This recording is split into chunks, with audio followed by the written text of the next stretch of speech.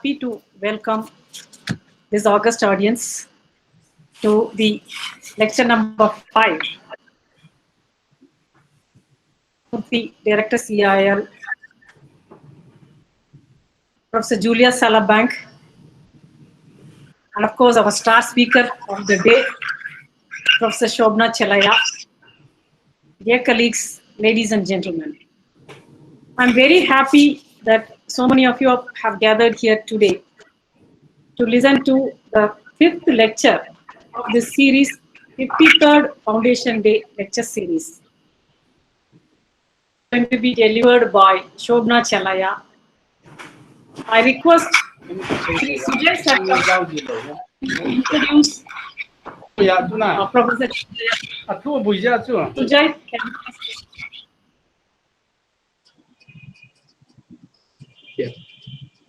Namaskar. Good evening to all of you. I am glad to introduce the speaker of the fifth lecture of the 53rd Foundation Day lecture series, Central Institute of Indian Languages, Mysuru, Professor Shobhana Lakshmi Chelliah. Good morning, Professor. Professor Shobhana Chelliah did her BA in English from St. Stephen's College, New Delhi, MA in Linguistics from Delhi University. Later on, completed her PhD on a study of Manipuri grammar from University of Texas in 1992. The book, A Grammar of Meitei, was published in 1997. She is interested in Tibeto-Burman languages of Northeast India, language typology, language documentation, and archiving. After completion of her PhD, she was associate with University of Arizona from 1992 to 1996. Since 96, she has associated with University of North Texas in different capacities as assistant professor, associate professor, associate dean, and professor. At present, she is serving as distinguished research professor of linguistics and associate dean of research and advancement at the College of Information in University of North Texas. Professor Chelliah was also rotating professor, program director, National Science Foundation, documenting endangered languages program 2012 to 2015. She is also an intermittent expert for the National Science Foundation Linguistics Program Dynamic Language Infrastructure since 2020 till now. Her publication and academic activity list are so long that it will take few minutes to complete for me, but let me briefly mention that she has contributed to 8 books and monographs, 15 book chapters, 21 journal articles, 10 proceedings, 53 papers and poster presentation. She has been invited across globe to deliver lectures in different prestigious universities. She is part of different journal editorial boards. Some of them are linguistics in Tibeto-Burman area, Himalayan linguistics, Journal of South Asian Language and Linguistics. Also member of advisory board of Journal of South Asian Languages, Journal of Bodo Language, Literature, Art and Culture. She is also ongoing series editor of Brill Studies in South and Southwest Asian Languages. She is also consulting expert. She was also consulting expert for World Atlas of Language Structure, which was edited by Bernard Comrie, David Gill, and Martin Hespelman in 2002. She was awarded many honorary positions. Some of them are in 2003 honorary fellowship at Research Center of Linguistics Typology, La Trobe University, Melbourne. 2016 a senior chair Committee of Endangered Language and their Reservation. In 2019 and 20, Fulbright Nehru Distinguished Chair. One scholar or teacher's contribution is mostly valued if the publication or published work is circulated worldwide. I think so. In the field of linguistics, Professor Shobhana Chelliah's book, The Handbook of Descriptive Linguistics, linguistic fieldwork, is one of them. I think in India, every department um, mm, use this book. I mean, at least I have, I mean, used in certain occasion. Uh, Most interestingly, the present work Shobhana, Chelliah and their team is doing is computational resource for South Asian Language Archive, Korsal at University University of Northern Texas Digital Library. The website is really wonderful. So now I request Professor Shobhana Chelliah to talk about digital language archiving for improved language documentation. Please, madam. Thank you so much for the invitation, and thank you for that long and very nice introduction. It's so nice to see you all. Very nice to see Dr. Uma after many, many months. And I see so many of you that are familiar faces and names. So let me start my presentation now. That's fine.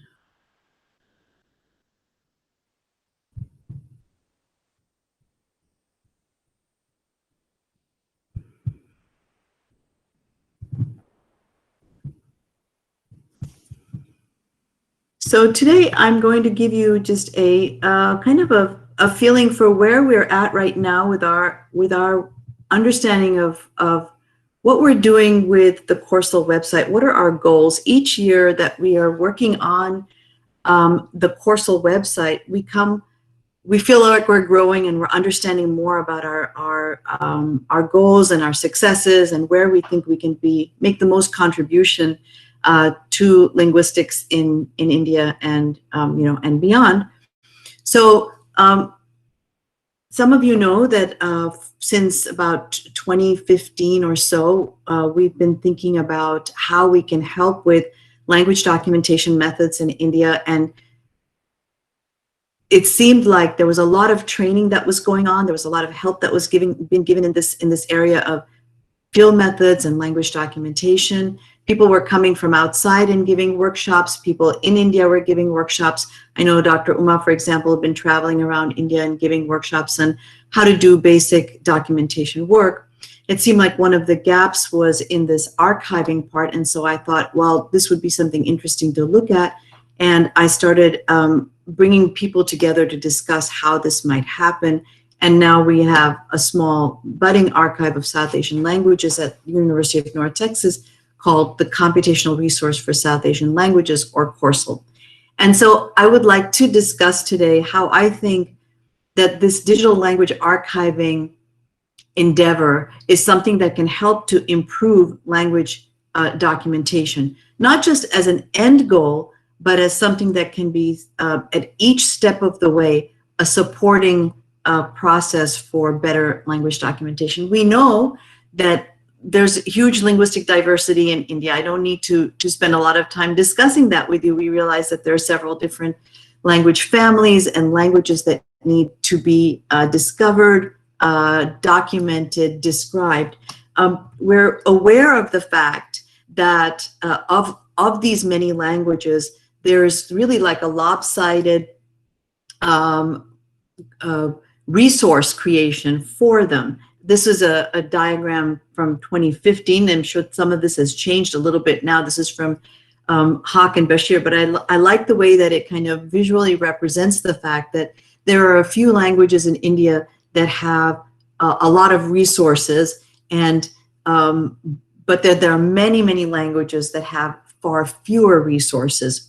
And so by resources, what we are meaning, of course, is the availability of grammars, the availability of any kind of print material, and also a digital presence. So those kinds of things that would make it easy for somebody to recapture or disseminate or learn or understand the cultures of the languages that are well resourced. For most of the languages that we have in our country, the languages are not well resourced, and this has some consequences for how they can be disseminated, preserved, and learned by speakers and by scientists who want to understand more about linguistic diversity. So there's a lot of difference there too. Like we have some languages, like for example, Manipuri is part of the 8th schedule, and it is a language with about a million.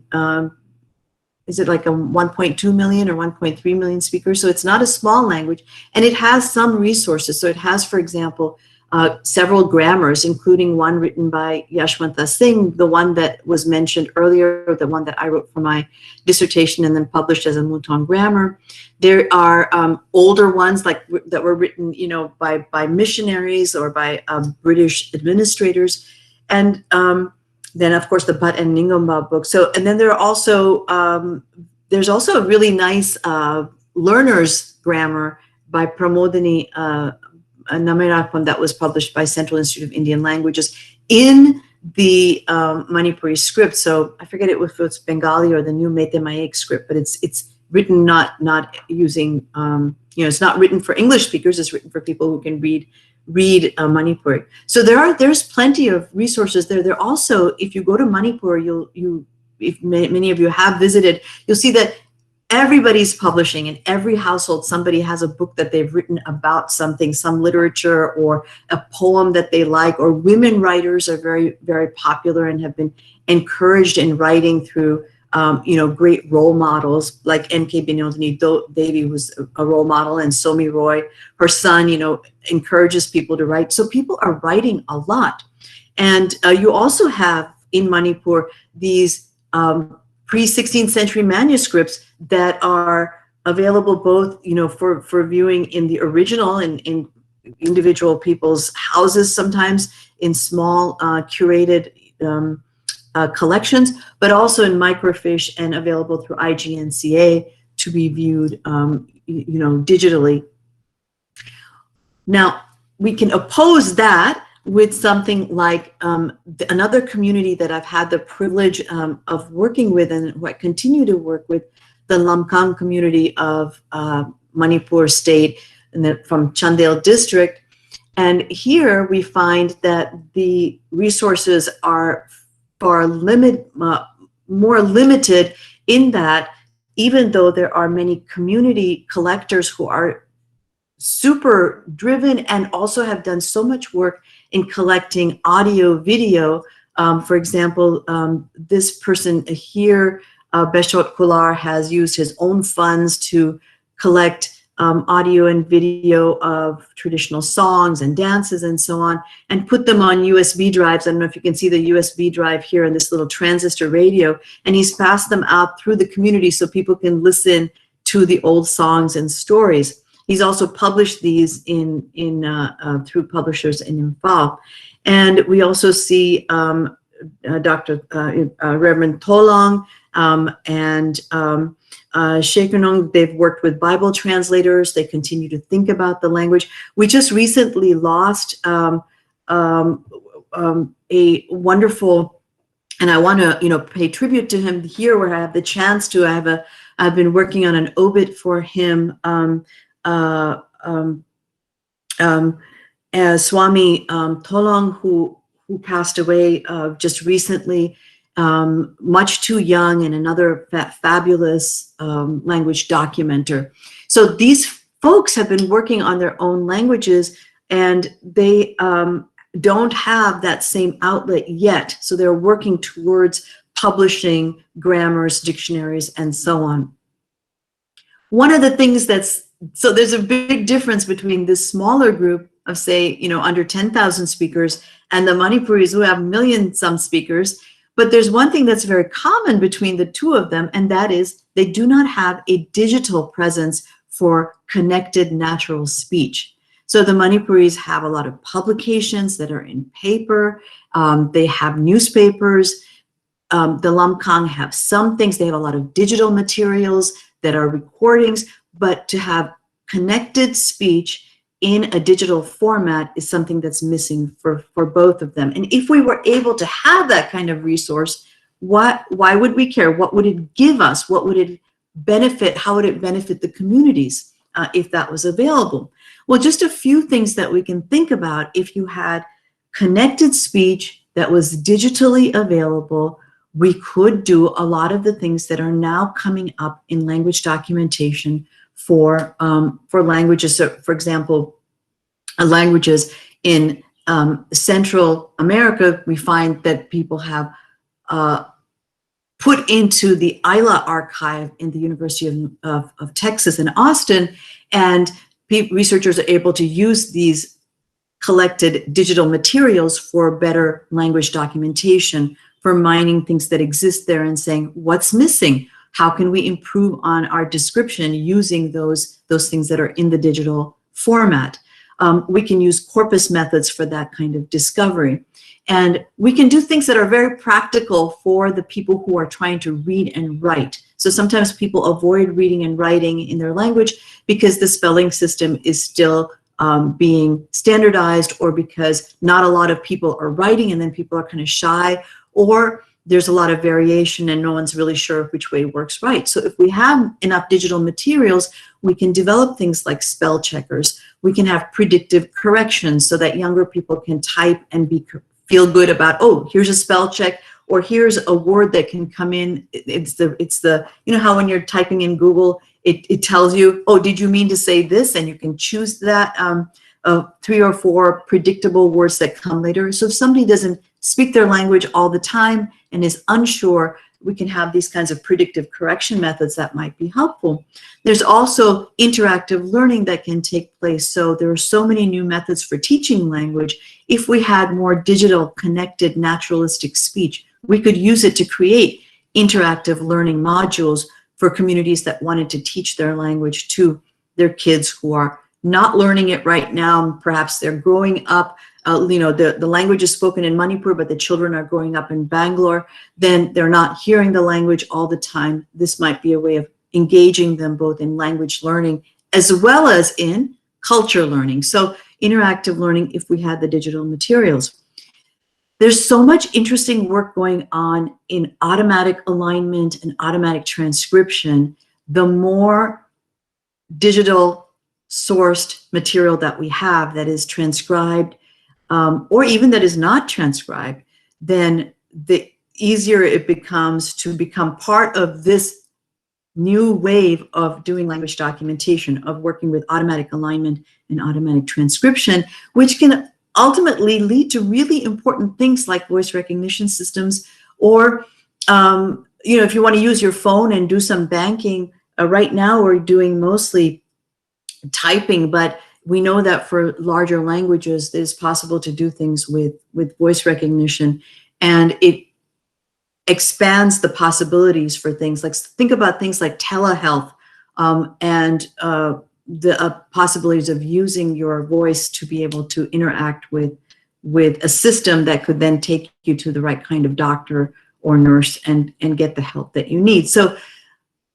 for bigger languages, these things are happening. For these low resource languages, these facilities are not made available. And so to some extent, they could be made available if we were able to have digital materials. So I hope that this is something that wakes up somebody's interest and says, oh, I am interested in doing spell checks. What do I need for that? One of my students was working on doing a Scrabble game for the Lumcon community, and what we realized is what we really needed was lots of words in digital format, so we could run statistically how many letters come next to which letters, which ones do we need more of. Even for developing a Scrabble game, you need a lot of digital material to be able to do that effectively.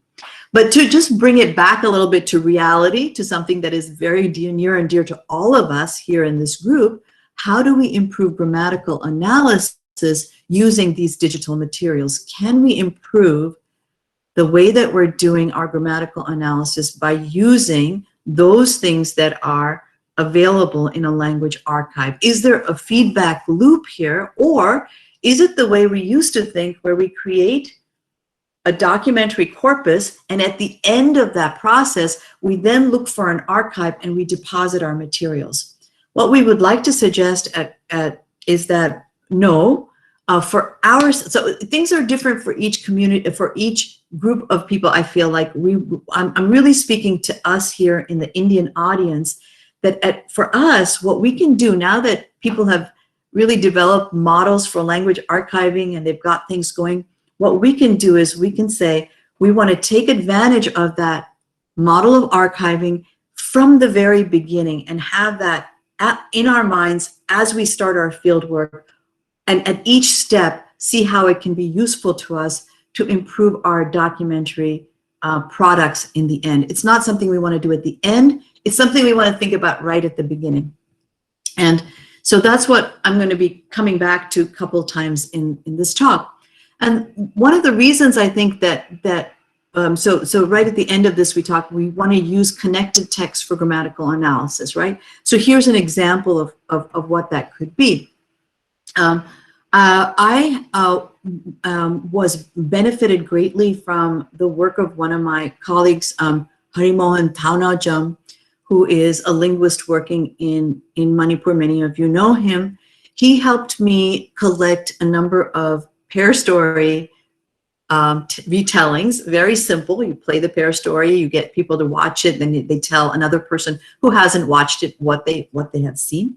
And we collected some 18 of these. We collected 20, but we're able to locate at this point 18 of these. And we used those. We transcribed them, we translated them, and we used that corpus to ask certain questions. We asked this question.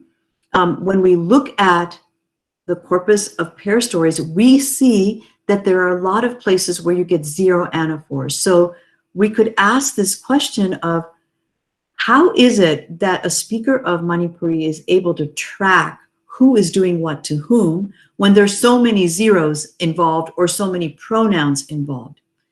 And so, for example, I just gave a very simple English example here for you to recall what I mean by referent tracking and also the possibility of a zero anaphor. So if you have something like a story about a snail, you can have something, a long time ago, a snail was sleeping, they say. Then he woke up and the hunger was killing him. So the first time he's mentioned, it's a snail, it's a full NP. The second time it's mentioned, it's a reduced NP or he. And the third time you get the same NP, but in a different form, this time in an accusative form. And many times you can think of your own languages where you speak, and it would just be a zero. So it would be a long time ago, a snail was sleeping, then woke up, hunger was killing. And you don't have the him or the he. And the question that we were asking is, when do you get those zeros? When do you get the reduced pronouns? You cannot ask that question with independent sentences. Yet, the genius of the language is the fact that you can get those zero anaphors. So how are you going to ask that question? You have to have connected text. And this simple body of connected text allowed us to do a kind of study across, I think I only used 7 texts for the first time, but I'm hoping to be working with students to go through and do the rest of all 18 of them. But with the 7 texts, I published a paper in a festschrift for Scott Delancey, where we looked to see what was determining those zeros. When were they possible? When were they not? When were they possible? When were they instantiated? And it did not seem to have to do with thematic role or with position in a sentence. It seemed to have to do a lot with animacy, where animate humans were more likely to be zeros and inanimate objects were more likely to be full NPs. But there's obviously more to be said there, and comparison between our languages could also take place given that we all had digital large corpus data to work with. So here's a Sino-Tibetan friendly question that can be asked if we had that kind of data set. The other kinds of questions that can be asked that you cannot ask with just simple, one sentence or 2 sentence translations have to do with those things that have to do with information packaging, contrastive focus, differential marking. Here's a very simple example from, again, this one is also from Meiteron, where you have something like tomba ate mi, tomba chachai, or tomba na chachai. So did he eat with a na, or do you have tomba without the na for the sentence tomba ate meat? If you do an elicitation process. If I just ask somebody, how do you say, Tomba gave the book to Tombi, Tomba ate meat, Tomba did something else. If I ask through just elicitation schedule, what I have experienced is that you get a very predictable 0 marking on intransitives, but on transitives, you get the na marking. If you look at connected text, especially conversations, instead of the na marking, you can get a whole host of markings like the word, the particle for also, su, Tomba also ate meat, or the one that is kind of a delimitative that's slightly different from na, the di marking, Tomba di cha chai. It was him who ate. It's a kind of contrastive focus, a little bit different from the na, which also provides something that is sort of giving you like maybe an unexpected, like he's a vegetarian, but in this case, he's eaten meat, and I want to point it out a little bit. Those variations or those kinds of nuances of meaning don't come out so easily when you're doing elicitation, but when you see it in a connected text, you can ask the speaker, how come here we have the na? Can I replace it with a di or a su?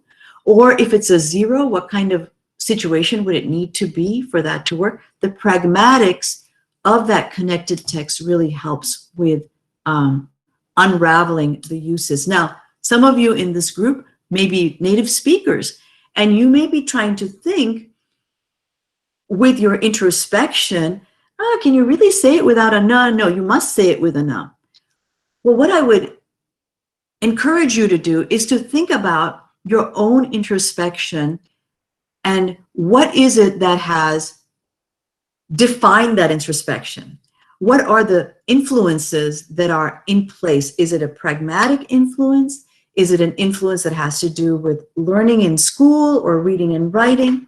And how can you, as a linguist, how can you make sure that that introspection is not limiting, but it can really take into consideration naturalistic speech that is not just what is within your own ability to think about, you know? So as an individual speaker, I can think only as my own experience, right? That's where my thinking, that for all of us as human beings, our experience and our understanding is limited by our own cognitive ability and our experience, those two combinations. But if we can go to a corpus, we can expand the possibilities by saying, oh, that's interesting. I never thought that that was possible. But now I see in this pragmatic situation, I guess that is possible, that can happen. So even if we're native speakers, it is very useful for us to have a corpus to go to, because introspection is it's not because we're not smart. It's not because we don't speak the language. It's because introspection is just us thinking about our language, and it is limited by those pragmatics of seeing an artificial kind of a sentence that is lifted out of context and is only in one spot and one time. And it's very difficult for us to see all the possibilities. Now, other people have written about the importance of this. So, for example, Evans and Jensch show that you really need a text collection, a collection of naturalistic texts that are analyzed to show the language as it really is. And this provides you not only your own view of expanding how you can do grammatical analysis, but it also allows you to test your own claims. And for somebody else to come and say, you know, you said this, and I was looking at your text collection and I see this and this. Can we improve on what you've said based on what's on the text collection? So we can help each other improve by having this corpus for improving. The other thing that we've noticed is that if we only go with eliciting and using a schedule of questions, we often miss things that are really important in a language. So text collections are important for that. Rice has said there's a general agreement that a grammar should describe language as it's spoken. And so when you're doing field work, you have to get a variety of genres, and you have to draw your examples and your understanding from those. And these, she says, these are absolutes. This is what you need to get at the genius of a language. And so if you want to improve language documentation, we can think of it in terms of what we've been doing so far, which has been very effective. We've been doing good field methods. We've been using targeted elicitation of responses to questionnaires. This is very useful when you're a beginner and you don't really know the language very well. You haven't experienced doing field work or writing in a notebook or typing up things.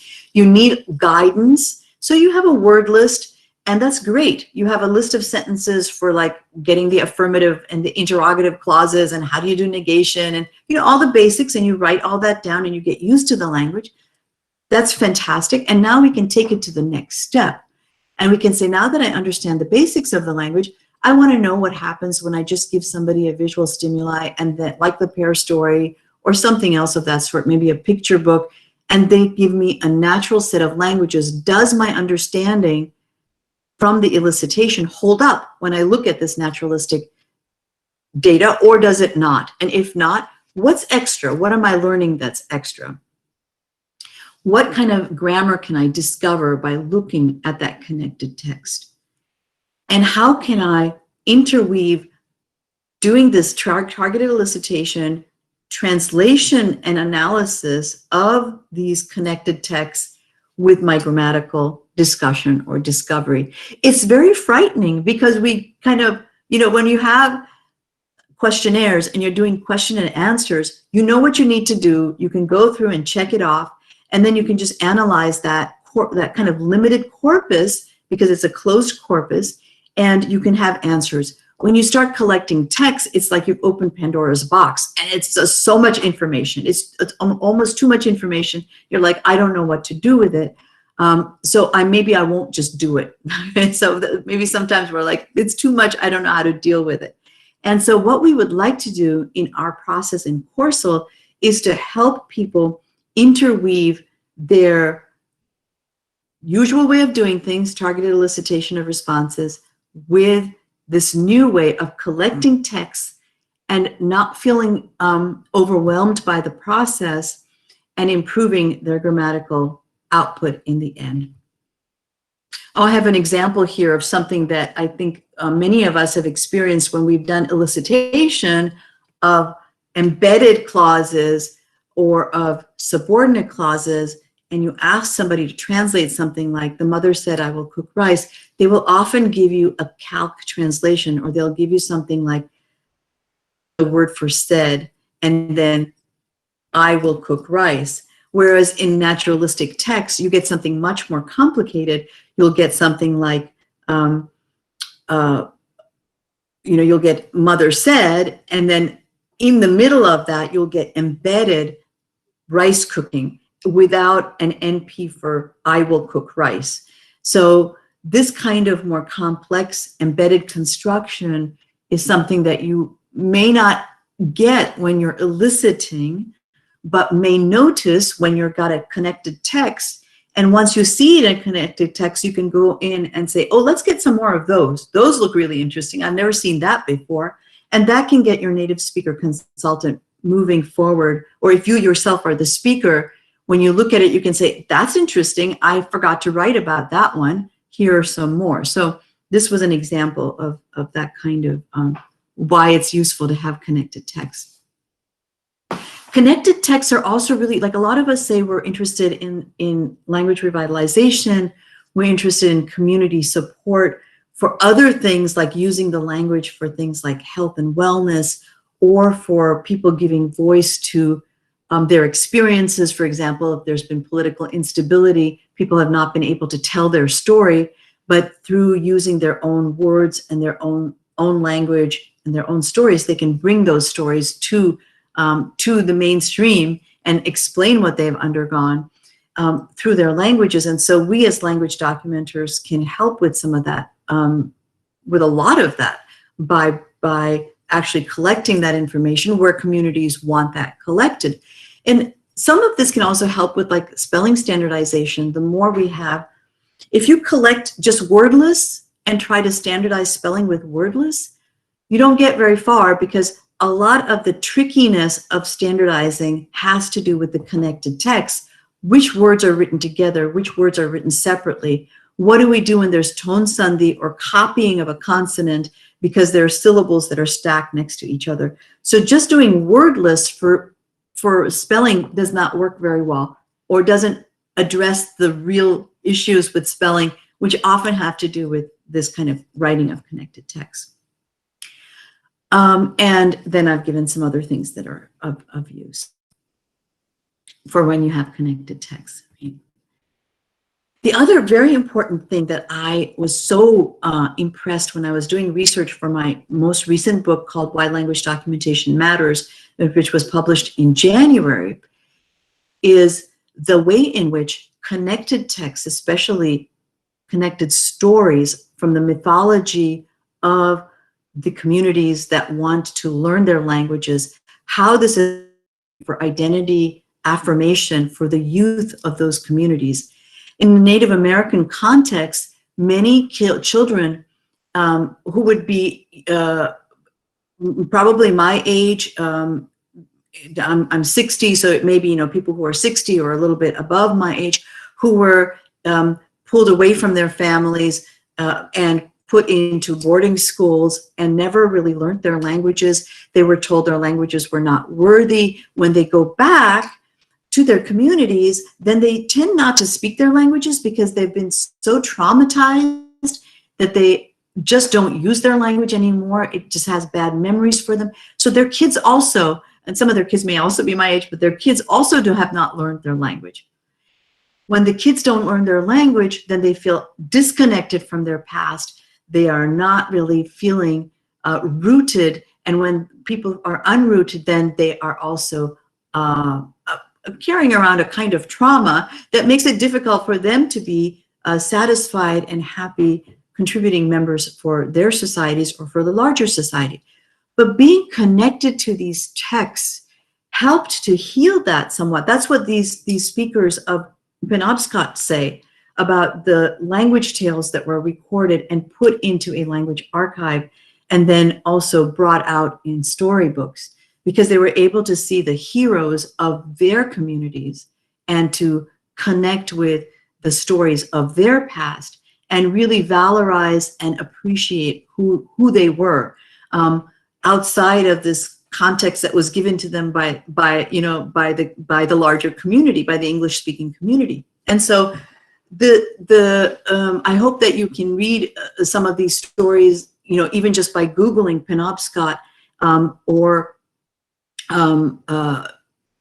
I think Google Books has that chapter 2 from this book available, and seeing some of the other stories of the Coeur d'Alene, of the Miamia Indian, and seeing how identity can be affirmed and healing can take place for communities by reconnecting with the stories of their past.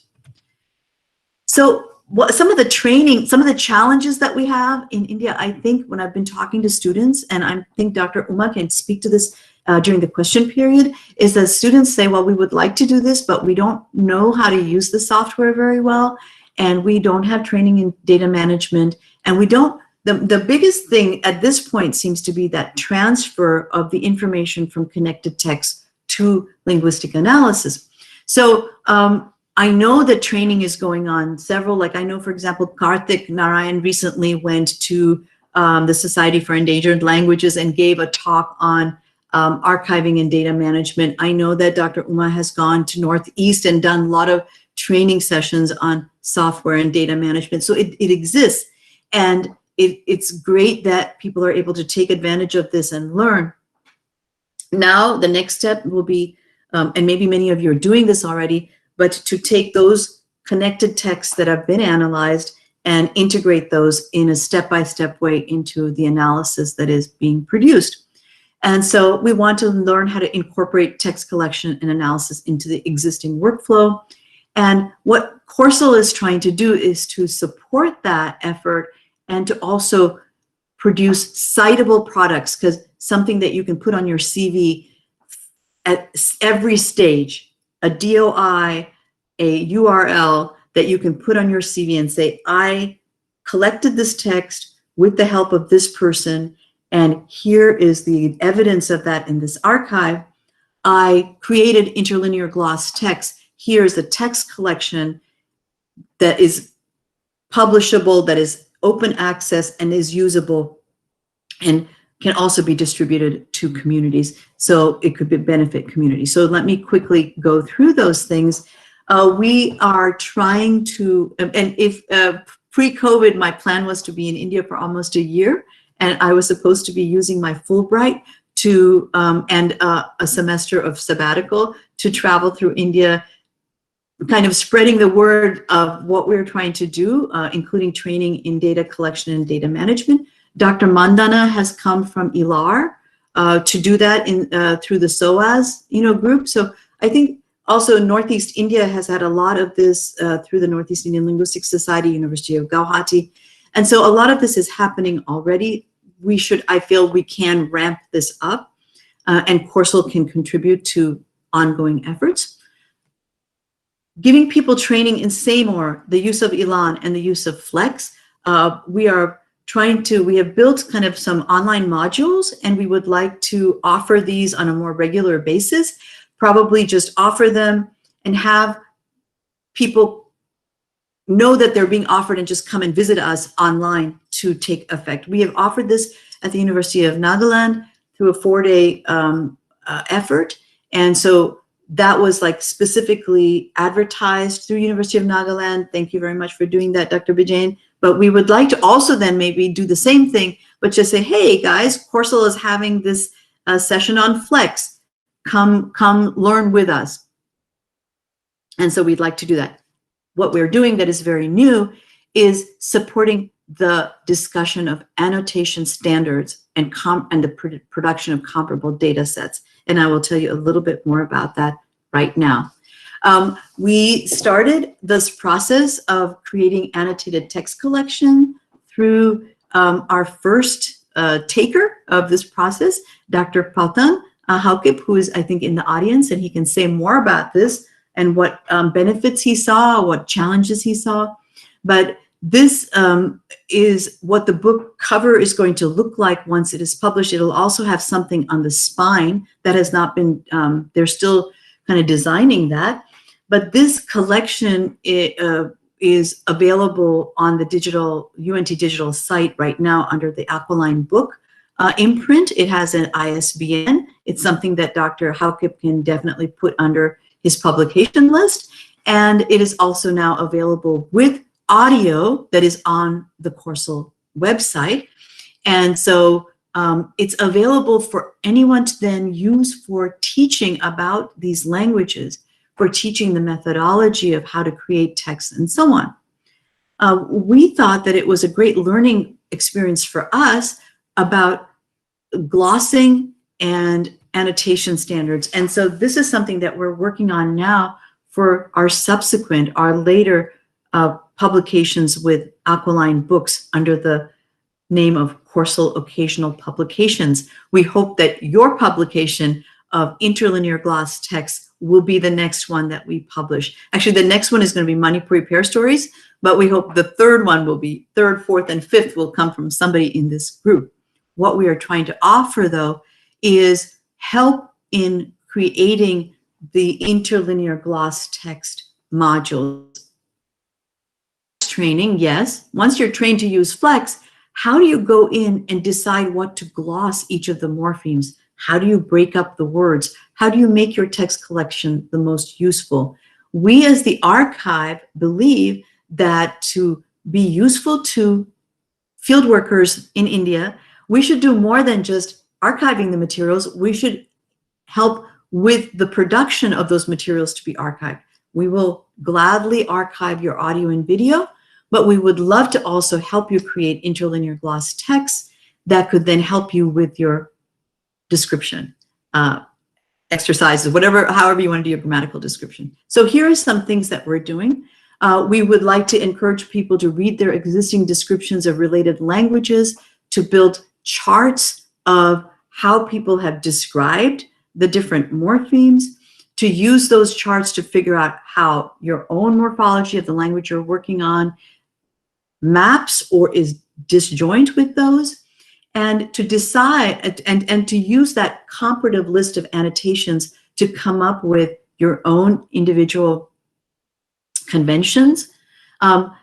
but to always remember that you are going to be explaining your decisions in a guide to your IGT, your interlinear gloss text, and to work with other researchers to decide on what your baseline representation is going to be, because a lot of times we work with orthography and this becomes confusing.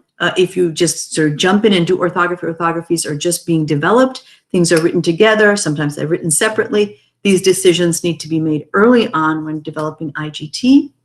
And so one thing we're training people to do is to use prosodic cues to divide connected text. I'm working with this young gal in Bombay. Her name is Meenakshi Singh. She's doing a fabulous job of dividing our Manipuri text using Seymour and into phrases and clauses, and then helping with aligning those with translations that exist already. The next stage of her training is in Flex. So this is an easy kind of training to give people. And then we wanted to create interlinear gloss text at different levels of granularity. Sometimes you only know what the words mean. You only know what the free translation is. That's okay. Sometimes you know that something is a subordinator, but you don't know the exact semantics. So we want to develop something and help people use something called what we're calling hierarchical annotation. Something that we're developing right now is a guide to doing this kind of annotation where you know the super category, but the subcategory is yet to be determined. So a way of incorporating that into your Flex training. That way, if Paotang does something where he says, this is a subordinator, : and I have something which says for Lamkang, which is related to Tadao, if it said, subordinator : he and I can discuss and say, you have a subordinator that seems very similar to this. What do you think it means? So we can have conversations across our different languages if we can have some sort of standardization of this subordinate and super category, subcategory for annotation. And we're trying to develop that right now through our Horsel occasional publications of interlinear gloss text. We are encouraging people to be transparent and to explain their procedures when they do the glossing of their text, and to know that it is a process and will develop. So we're getting close to the end of my presentation, maybe another 5 minutes or so, and then we can go to questions. I want to say that we recognize very much that we have a huge range of depositors and a range of deposits at Horsel. And so because of this, we're using what we're calling a mediated archiving model. We don't expect people to hand us something with a ribbon on top of it. We expect them to have a mess of things, or if you came in with good training, you have a managed data set, and we would like you to contact us very early in the game. Some depositors, for example, Jim Matisoff, we went to visit him at his home in Berkeley, and he took us to his garage. Next to his house, there's a room, and he has collected all of his materials through his 40 or 50 years of doing work on the various languages of the world. And we went in, and he gave us shelves worth of his work on through his field methods classes, and we are right now going through and working with our curators, Mary Burke, and being one of them, as well as Marty Heaton and Marion Dale, to create collections out of these field methods. If any of you are seasoned field workers and have things in your garage, like the Jim Matisoff collection, and you would like us to work with you to curate these and to bring them into the digital world, we would be very interested and excited to do that with you. That doesn't mean that it goes to Horsel and it becomes a Horsel holding.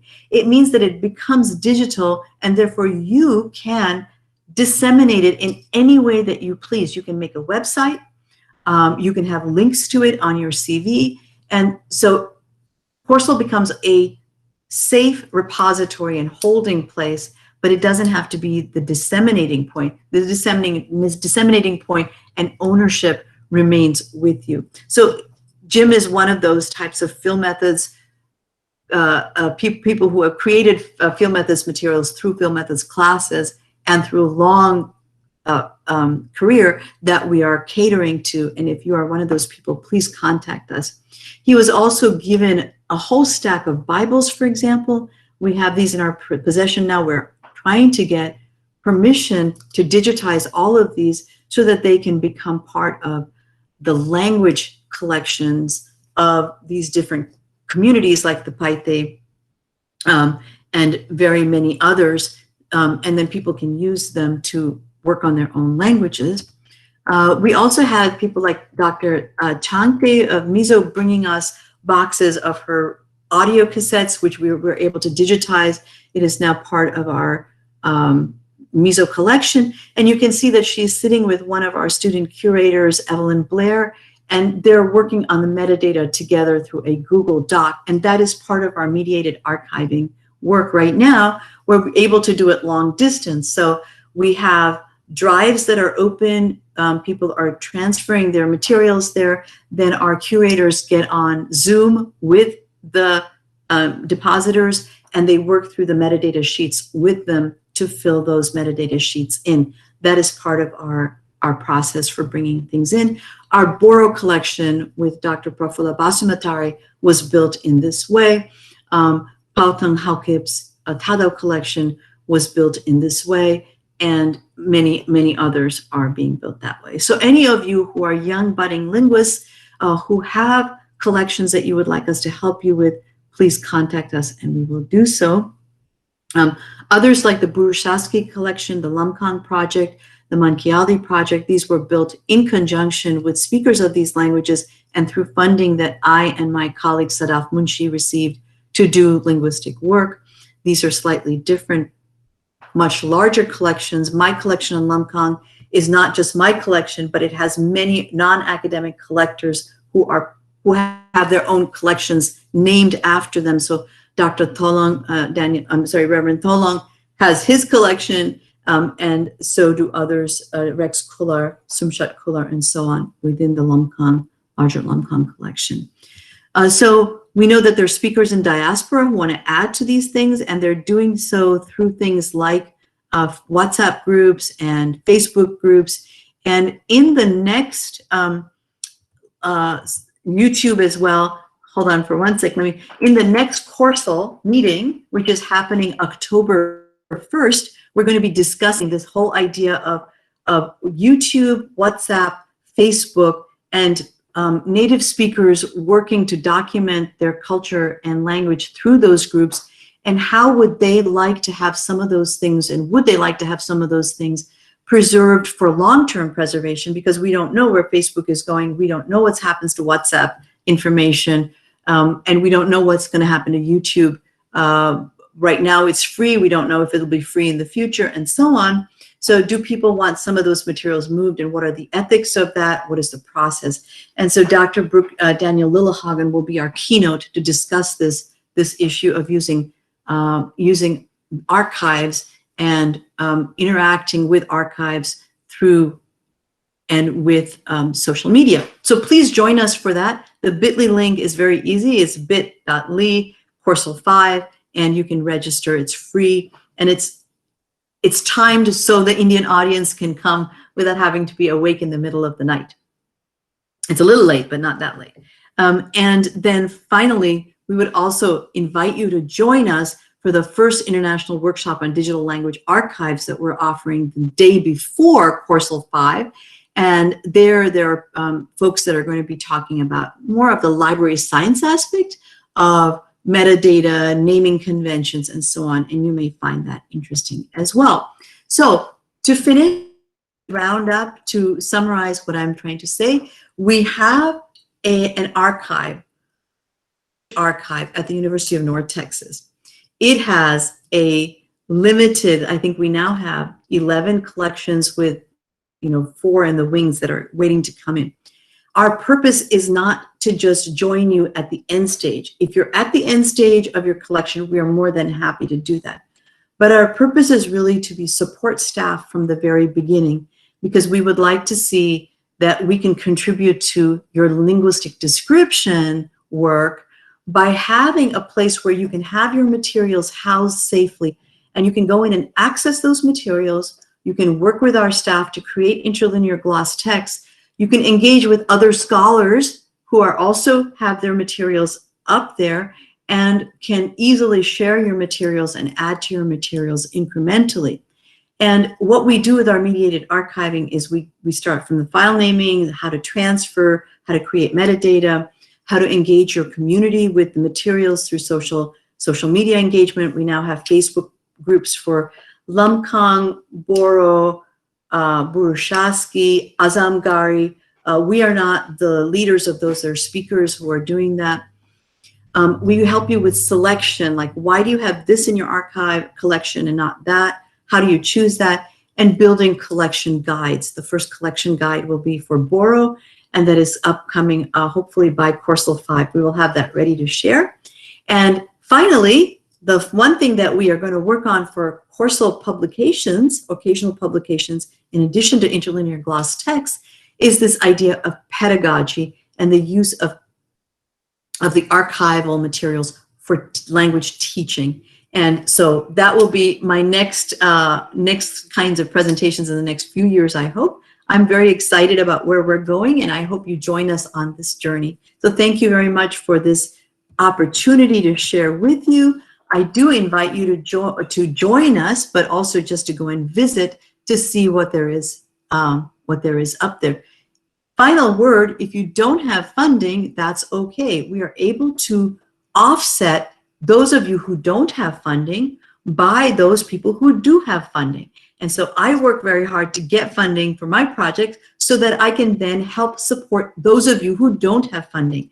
And I'm encouraging those of you who have funding to provide a little bit if you can so that we can support people who don't. But if you don't have funding, don't worry about it. We have your back, and we would like to help you join this new age of language documentation and archiving. Thank you very much. I'll take your questions now. Yeah.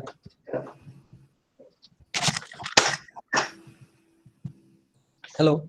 Thank you, madam. I think in India, so many documentation project is going on, but if you leave the Sikkim example, which is done by Kartik and his colleagues, we have hardly any initiative for language archiving in India at present.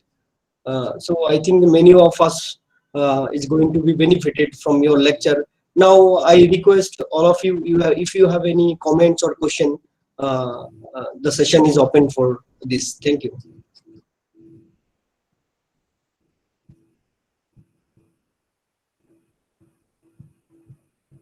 Please unmute if you have any question.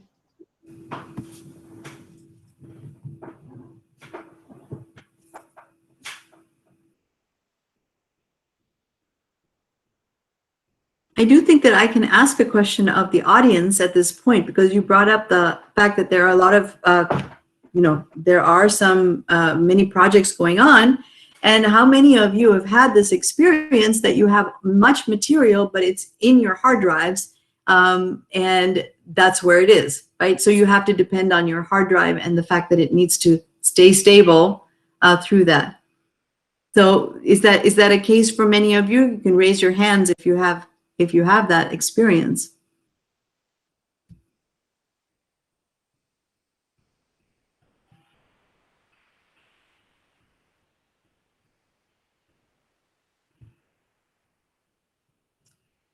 I don't see other. Okay. By the time. Since let me initiate the discussion. First of all, thank you, Shobhana, for your fabulous talk on a very important topic of the day. I feel the need of the hour. We are talking about visibility of languages in cyberspace. When you look at UNESCO's agenda on multilingualism, this is one of the things what they put forward.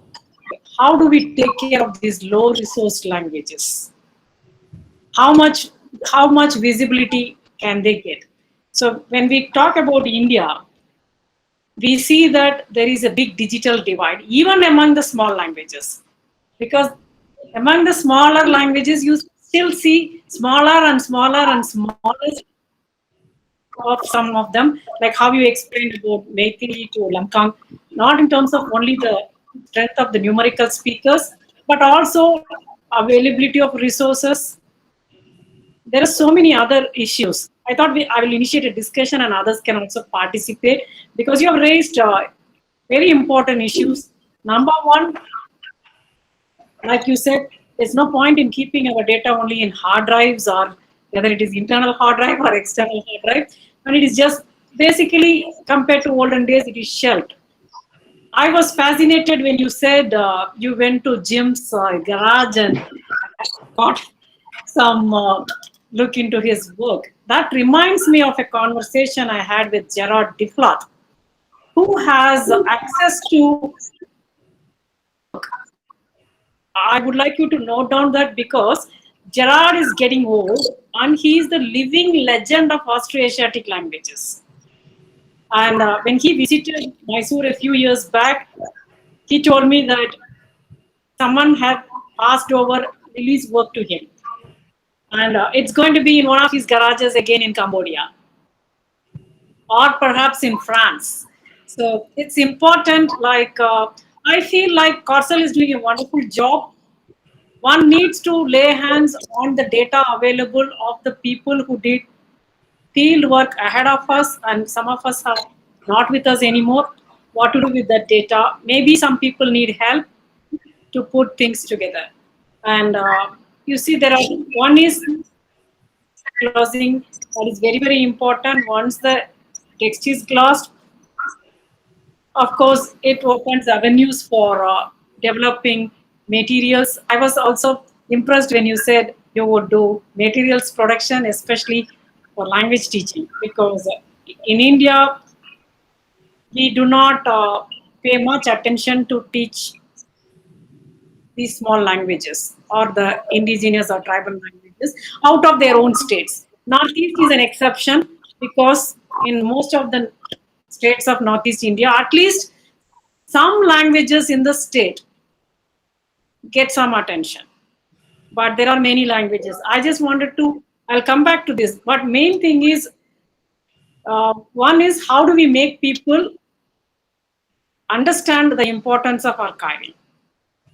Because archiving is not, they should not think that it goes from the pan to the fire or the other way around. So it is like, because people do have misconceptions about archiving and copyright issues. I just stop here. Once you respond, we will take ideas from others as well, or we can still continue. So I think that, yeah, so you raised several points. Let's do the last one first, which is this idea of the copyright issue, and then the first issue, which was, you know, all or nothing is one of the things. Like, so if I have to archive, do I have to give the audio, video, and a whole transcription and, you know, the whole bundle, or can I do things piecemeal? So for Corsel, what we would, because our goal is really to encourage people to collect and use connected text, we are saying you can do it piecemeal. So you can do your audio video and send that to the archive. Then you can build the transcription later and send that to the archive as you wish. So if you only want to do the audio video, that is fine. So we would like to encourage people to actually do the collection as long as it has good metadata.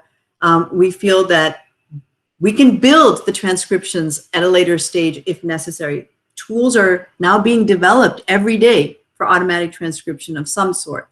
It's not ideal, but we could do that. So please don't feel you have to wait till the last minute.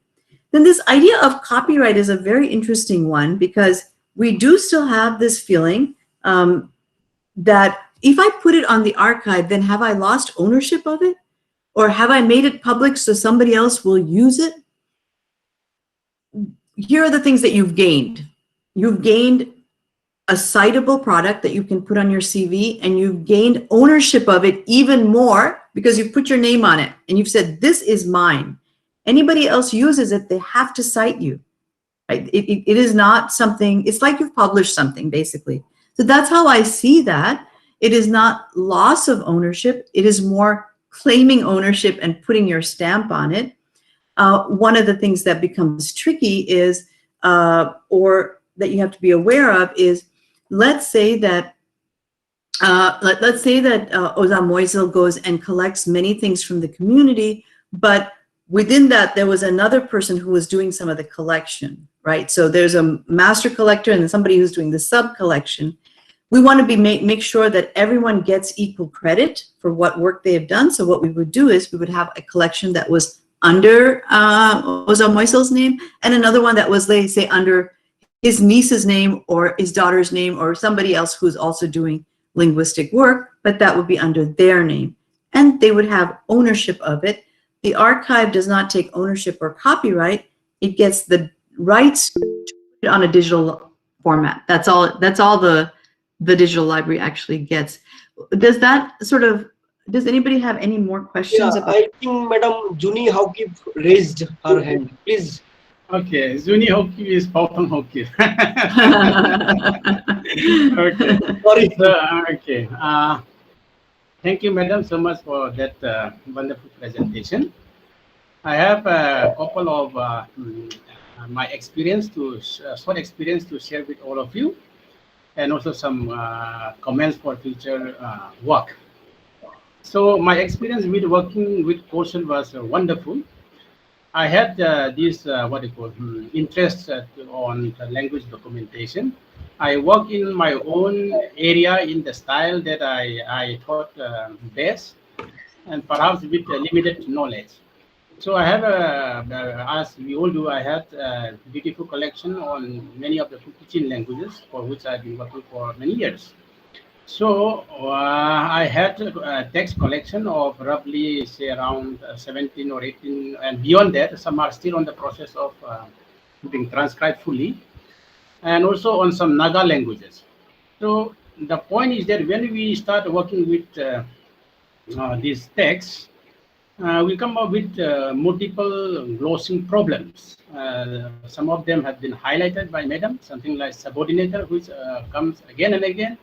We have subordinator, then we have if, and so these are areas where subordinator, but these are areas where I have been stumbling for long. And also the inconsistency in transcription, something of this sort, for which we are not very similar working with text, because most description on languages of Northeast India has been dependent on elicitation, and we hardly what you could explore this rich area of text. So this was the first area that I encountered, and with the help of Coursera, we managed to narrow down some of the most problematic areas of transcription. And there was something that I would not have achieved if not for Coursera. So Coursera team helped us a lot, and that's where many young scholars, budding scholars, as Madam coach, so we can always deposit our materials.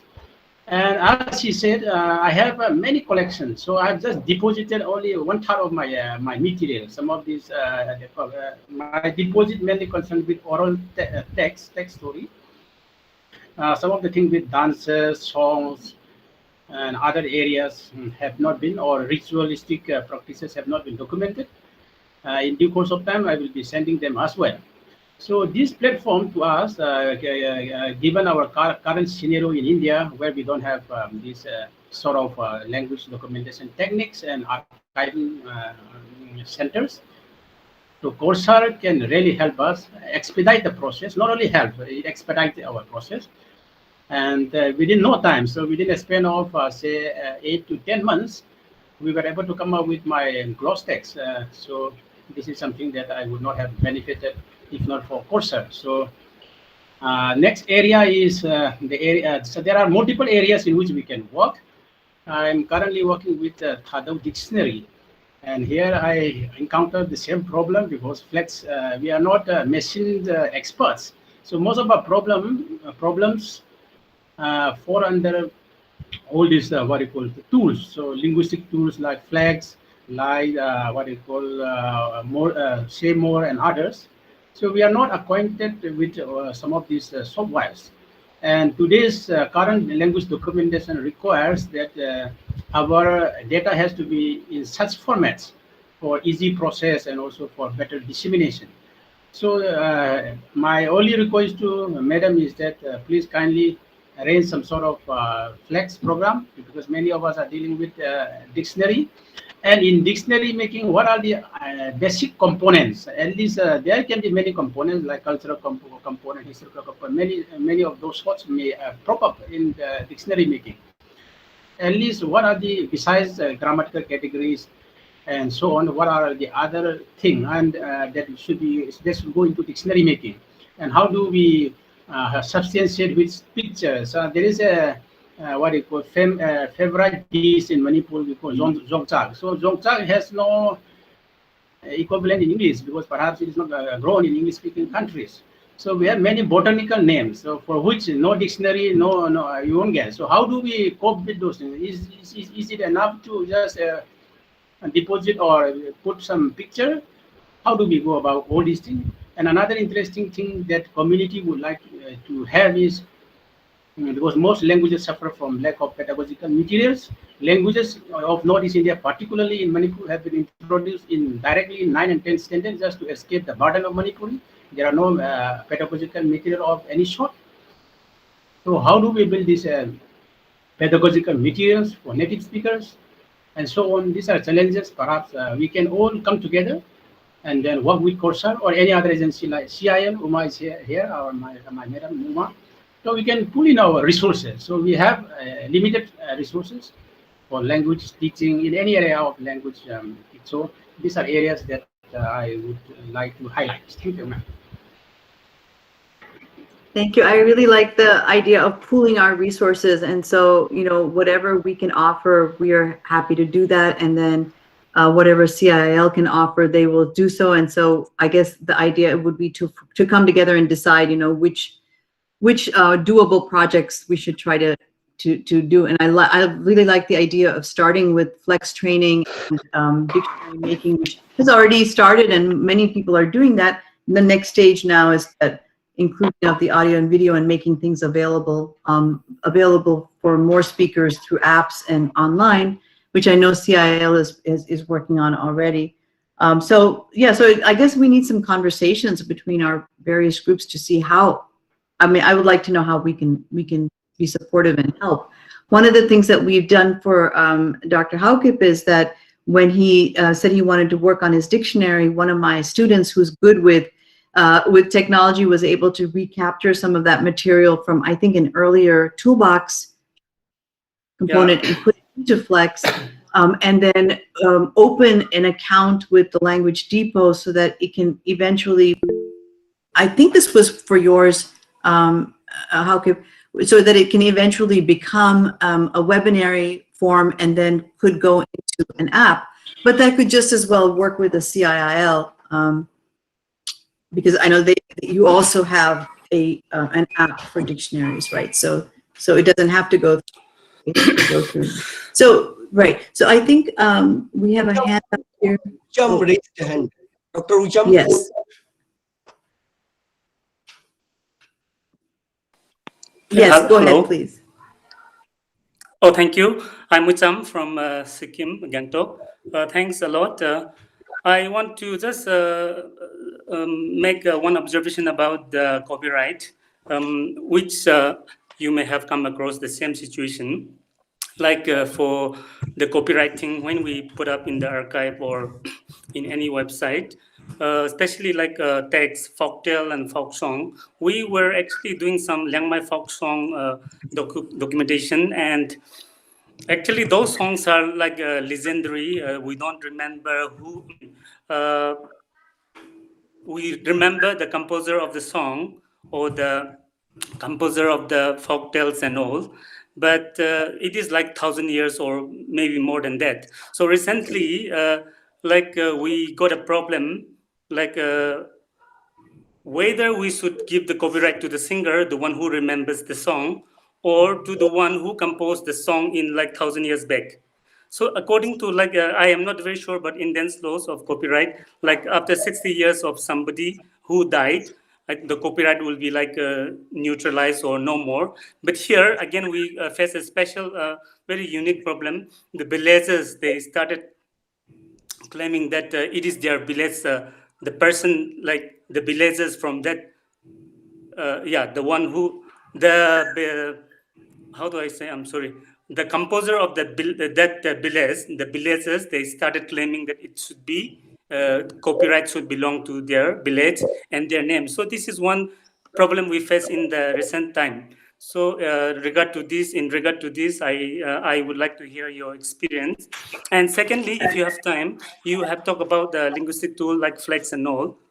So when we analyze grammar, basic grammar and all in the flags, we have to have a thorough knowledge of analyzing linguistics, the grammar of the language, especially when we do the morpheme segmentation.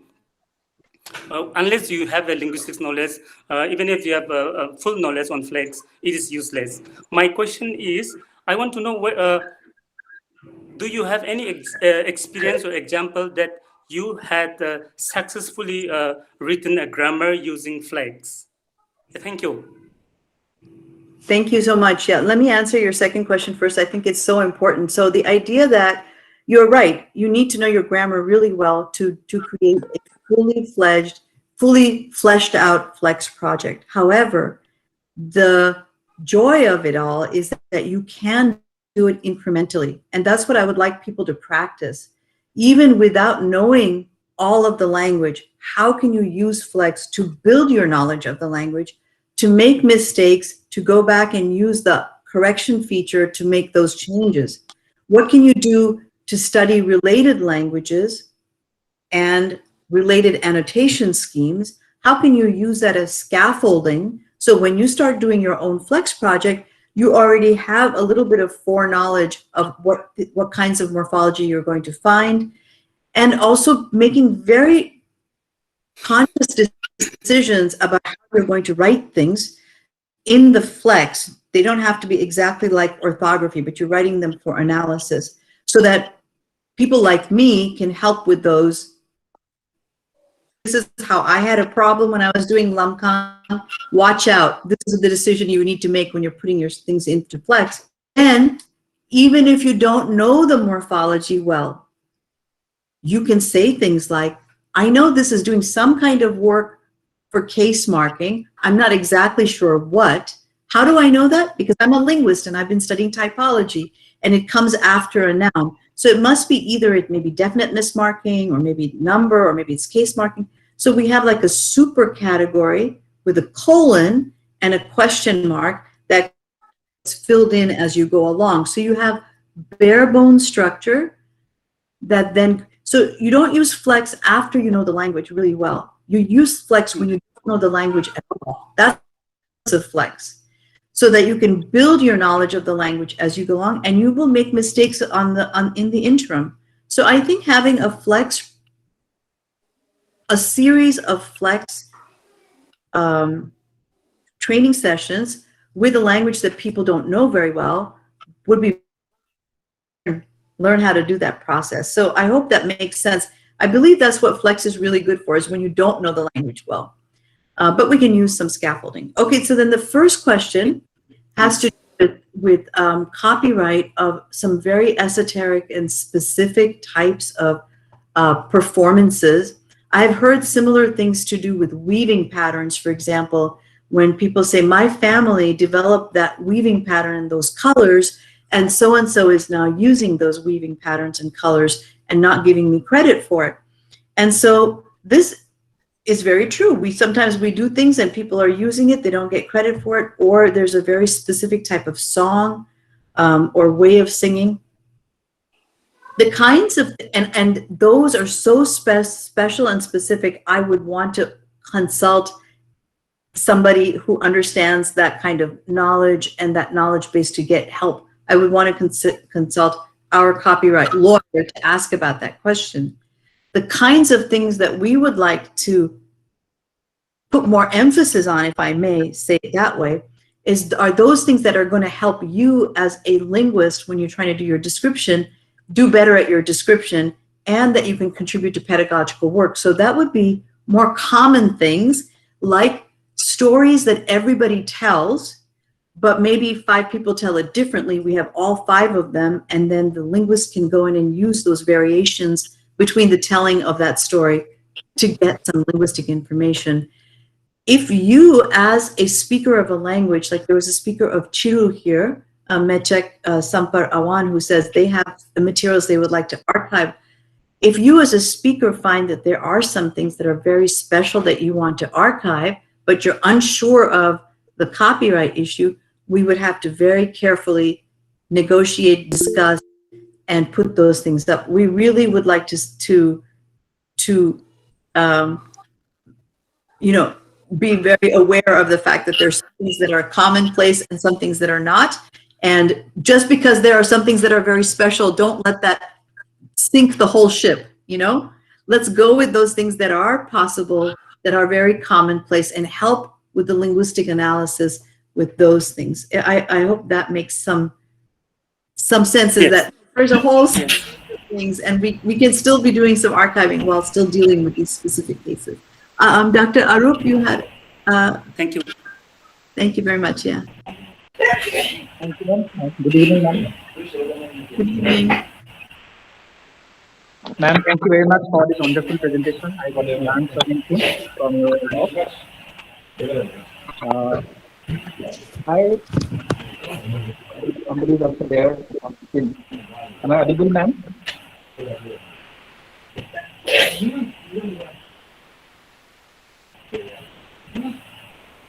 It's a little bit soft, but All right. Okay. So, ma'am, this is not a kind of question. It is a kind of query.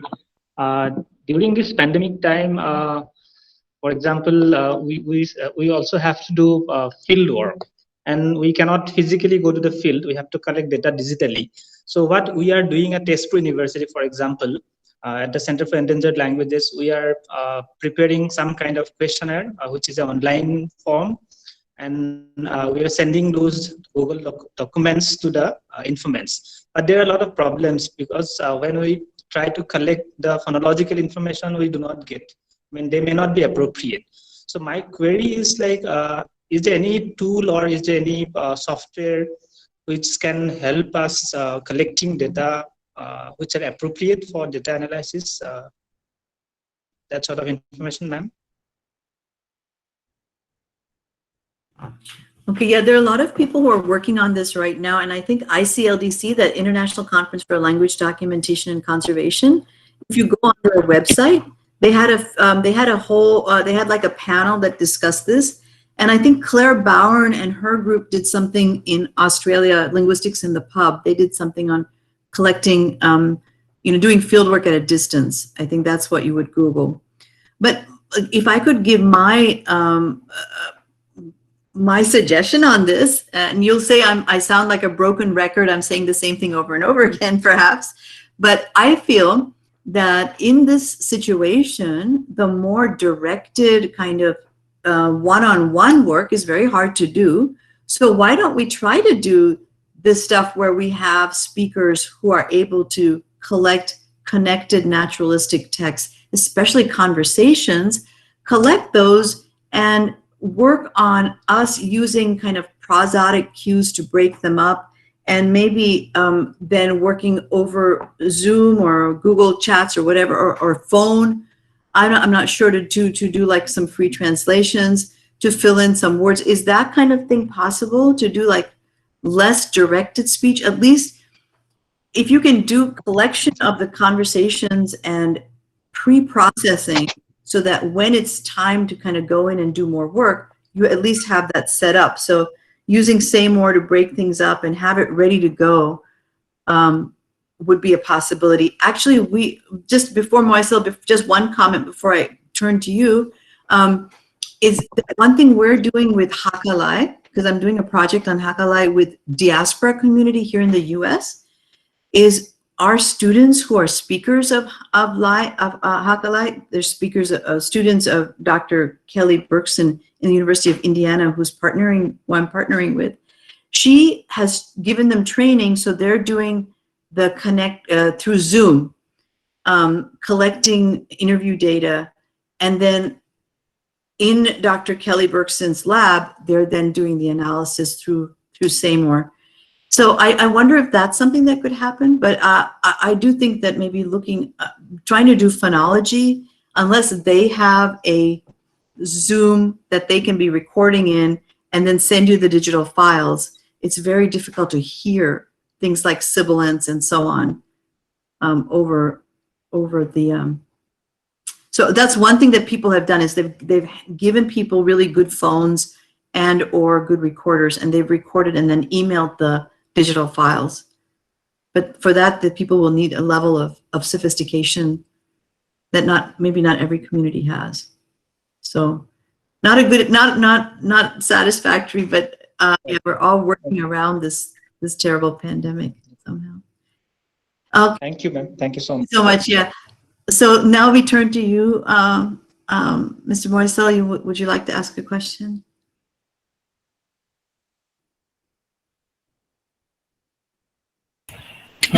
Yes, madam.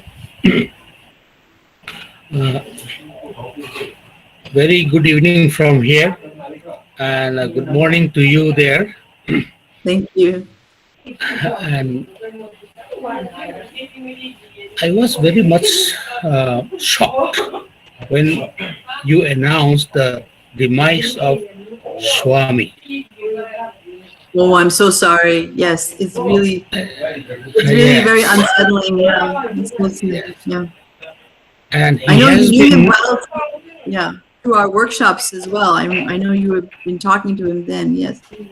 Yeah. yes, and again, I am also more shocked tonight or this morning when I could not see Sumsot in the room.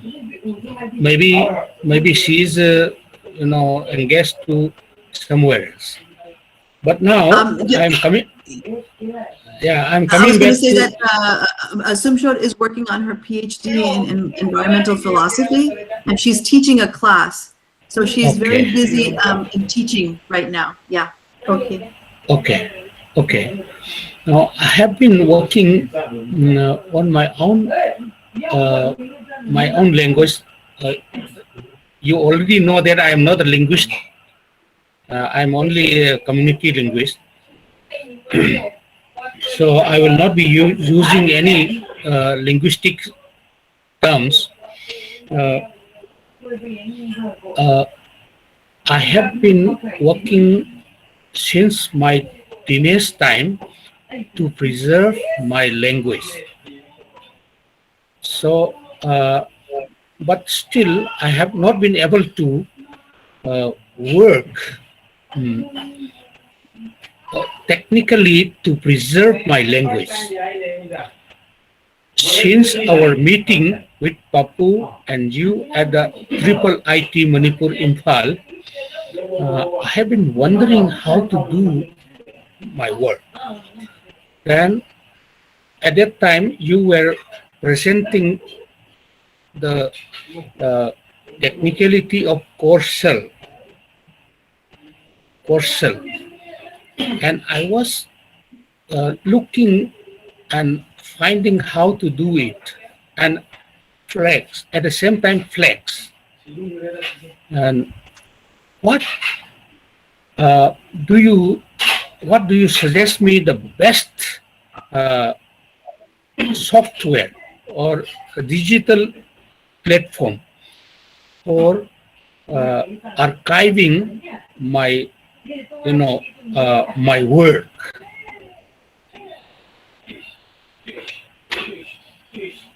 Okay.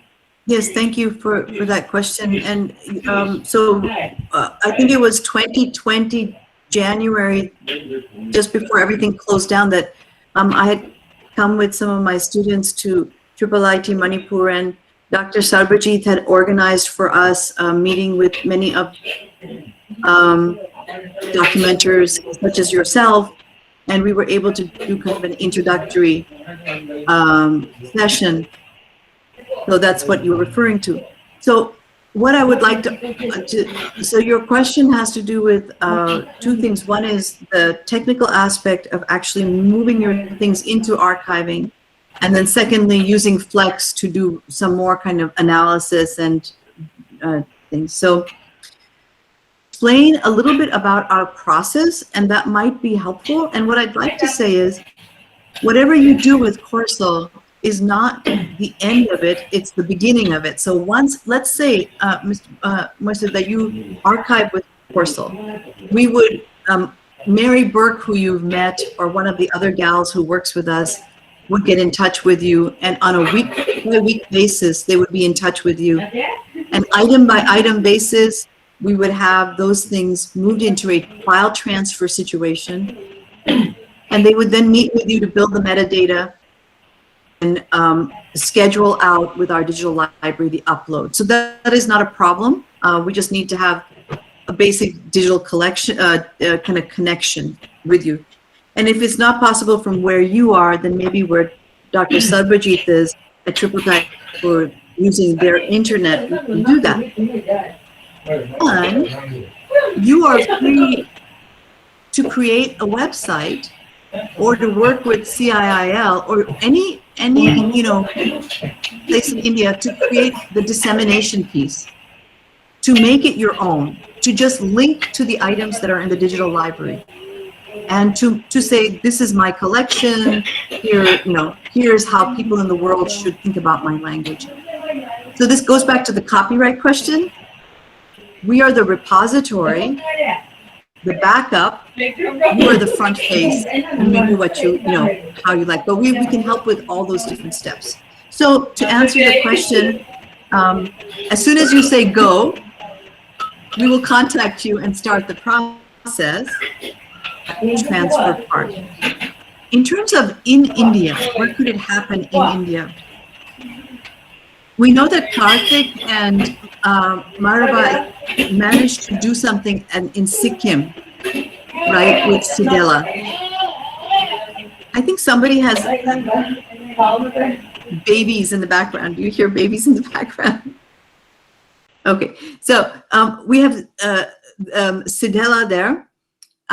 I think that once your files are in a good condition with good metadata and so on, they could be in Corso, but they could also be in Sidela. They could be in Corso, or they could be in Central Institute of Indian Languages. It's just a question of getting the metadata and getting the files named and in the right format.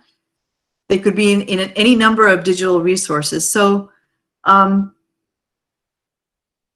I leave it as an open invitation to any of you, especially for you, myself, because I know you've been working on Uipo, and you have youngsters who are also working on the language, to work with us to get your materials in a shape where they can be digitized, stop, and then whenever things are, facilities are available in India, they can definitely, you have the ability to get a digital copy of the entire collection from us. Like Tangi came and said, I need a copy of everything. So our digital library gave her a copy of the whole collection, all organized with her metadata, and she can now use it as she will. So that would be my, does that help in any way, or is it, do you still have questions? Ma'am, we have 3 questions in YouTube. May I read it? Yes. Yeah. So the question is from Kartik Narayan.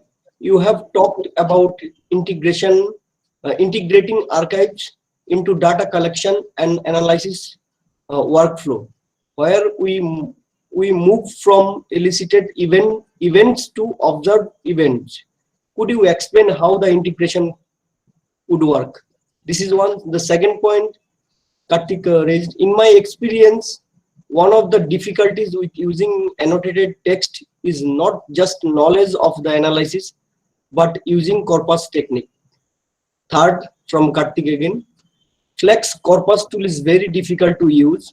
Do you have any other easy to use tools for discovering pattern in corpus? Okay, such excellent questions, Karthik. Thank you very much. So the first question you asked about was integrating the workflow. So what we're trying to say is that from the very beginning of when you're doing your field studies, to go ahead and do your elicitation schedules, but at the same time be collecting conversations and connected text. Conversations are very important. And to bring those into a state where they can be analyzed. So run your Say More on them or your Elan. And in order to keep these organized, you can do data management in your local system, but I think it's preferable to start thinking in terms of long-term storage of these things. So because a lot of people, I have heard, oh, I had those things, but my hard drive crashed. So I transferred them to my computer, but now I can't access them anymore. This is for many years I've been thinking, oh my goodness, people are collecting such important things. They're putting so much work into it, and they're not able to access some of this material. So I feel that from the very beginning, we can set up folders for people where they can then put their source data and slowly build up to the next stage where they would then put in their time-aligned data. And then if they're able to get to it, put in more, like an analysis, at least the source data with the metadata is available right at the beginning. And at Coursal, we are willing to take just the source data with the good metadata. We would love to have the other stuff added to it, but if that is not possible, we would still feel that it is valuable to have that source data with the annotated.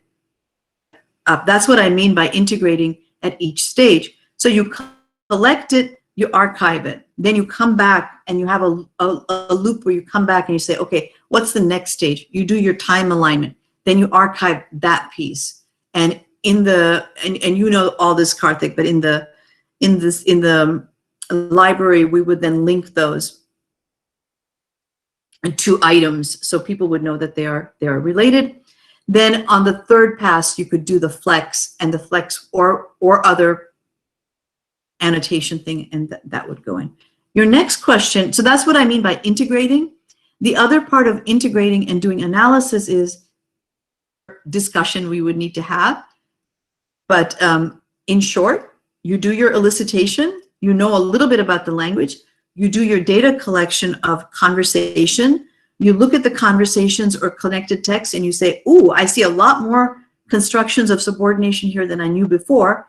You go back to your native speakers, discuss those particular constructions, you learn more about them, and that then takes you back to revising your description of subordination, for example. So there's a feedback, there's a loop that keeps going as you build your description based on additional data that you get from the connected text. In terms of Flex, I have to disagree with you a little bit here. I don't think that Flex is a very difficult tool to use.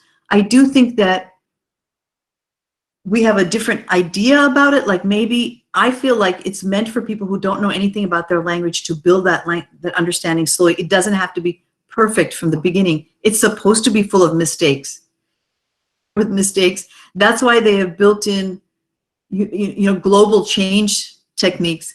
So I would love to hear from you what you feel is difficult about it, Karthik.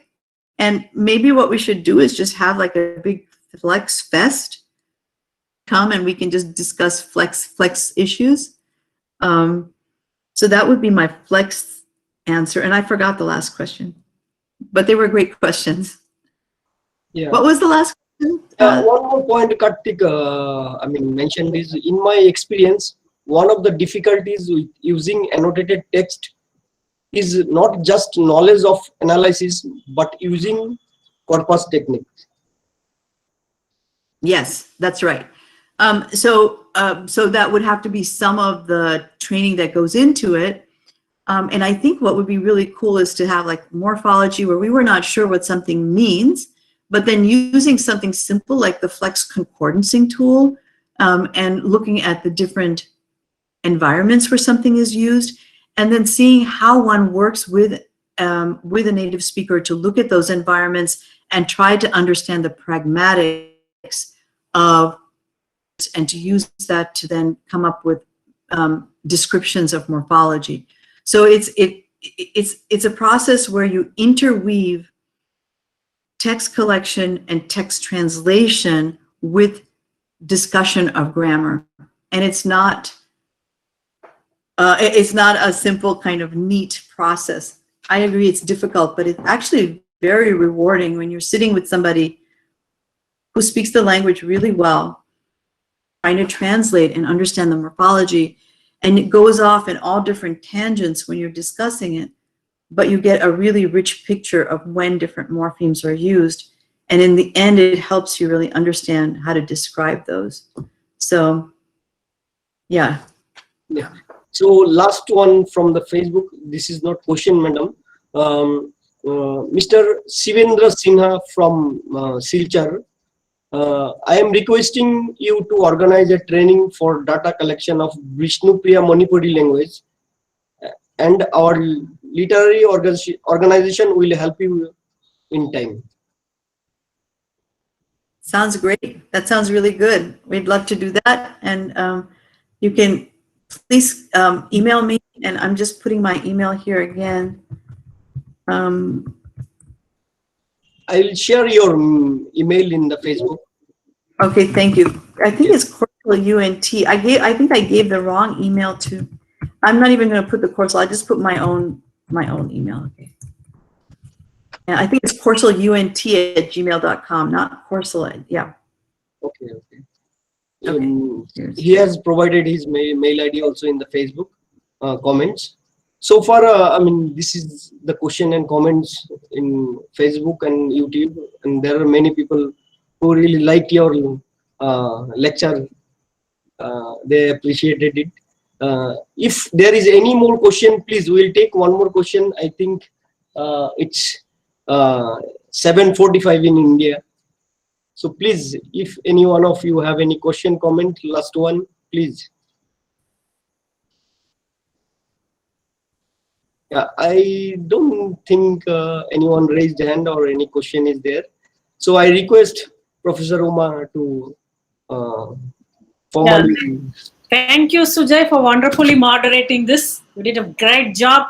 And thanks, Shobhana, for keeping the audience completely lively, because I can see the kind of discussions that was happening around, and I feel people are more and more interested in knowing how to do digital archiving, and most of the communities, like people like Mosel and others, even non-linguists, are fascinated by your talk. That's the success of your talk and also the topic. It's very nice.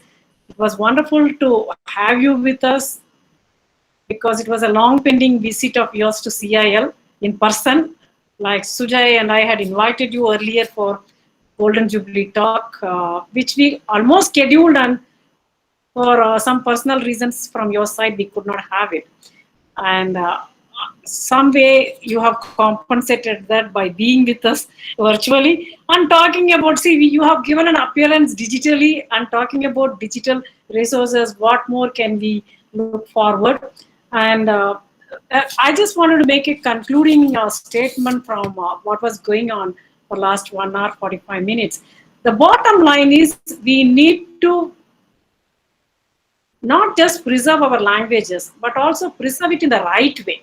Because when we talk about preservation and promoting, all of us are thinking, all right, let us document a language, produce dictionaries or grammars or some other materials for language teaching and so on and so forth, and we stop there.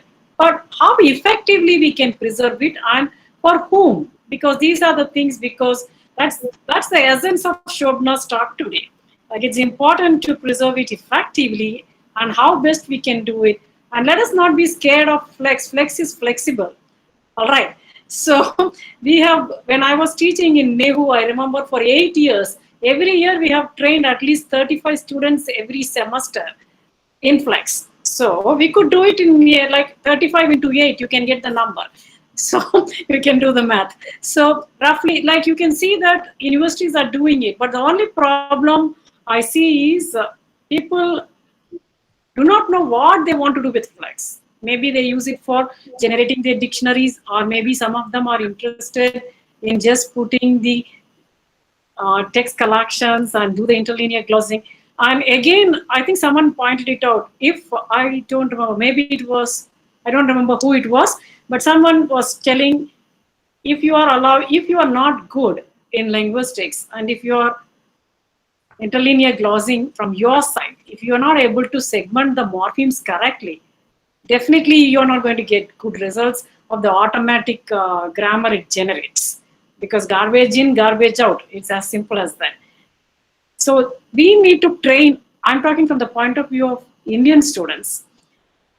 Train our students and also people who are not linguists but who wanted to do some kind of documentation. Let them not worry about description of the language if they are non-linguists, but it is important to train them. And I like the idea of Pautang when he said, let's do the pooling of resources. We would be very happy, like from Spell, we would be definitely willing to do such kind of collaborations. Let's talk about in future about it. Pooling of resources, not only linguists and language enthusiasts, but also community academies or members. Let's not forget, even today in India, community radio stations are very popular. Even today, I'll send you some of the frequencies if you are interested in listening to Nilgiri's radio station or any other, because sometimes I do that. Like that way, you can see that they have a wealth of data. It's important to write to them as well, because data is lying everywhere. Now, how to pull this data also, not just people, resources, people, and also other data which keeps disappearing, whether it is a radio station or television programs or many other programs being done by. I feel it's important for us to work towards preserving languages and cultures in a very meaningful way.